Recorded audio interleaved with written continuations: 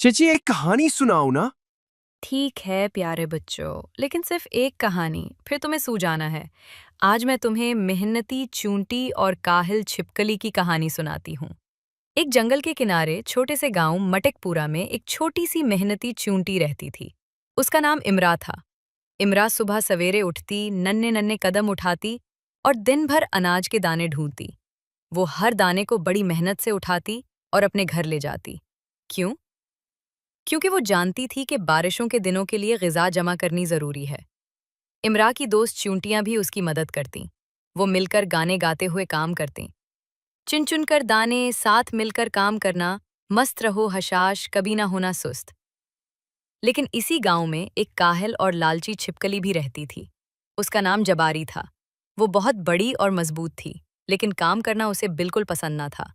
वो सिर्फ धूप सेंकती, दरख्तों पर लेटती और दूसरों की मेहनत पर पलना चाहती थी। एक दिन उसने इमरा का अनाज का ढेर देखा। उसके मुंह में पानी भर आया। जबारी अपने आप से, अरे वाह, ये कैसा मज़ेदार खजाना है। मैं क्यों मेहनत करूं जब मैं बस चुपके से यहाँ से कुछ दाने ले जा सकती हूँ। उसने रात के अंधेरे में इमरा के घर के पास एक सुरंग खोदी और चुपके से अनाज चुराने लगे। लेकिन अचानक इमरा चीखकर, अरे ये कौन है, चोर चोर। जबारी डर गई और भागने लगी। लेकिन इमरा ने अपनी सारी चूंटी दोस्तों को आवाज दे दी।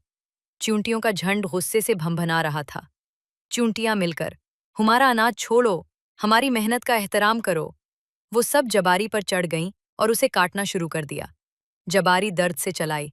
जबारी, आउच, अरे नहीं, माफ कर दो। वो भागी, लेकिन रास्ते में कीचड़ के गड्ढे में गिर गई। अब वो गंदे कीचड़ में लथपथ हो चुकी थी। सबने हंसना शुरू कर दिया। दैट देखो, छिपकली कीचड़ में फंसी हुई है, हा हा हा। जबारी शर्मिंदा हो गए। उसने इमरा से माफी मांगी। जबारी, मुझे माफ कर दो इमरा, मैंने तुम्हारी मेहनत का एहतराम नहीं किया। अब मैं समझ गई हूं कि चोरी करना गलत है।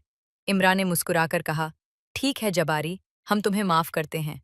लेकिन उस दिन के बाद जबारी ने सस्ती छोड़ दी और काम करना सीख लिया। अब वो भी इमरा की तरह मेहनत करता और अपना खाना खुद कमाता।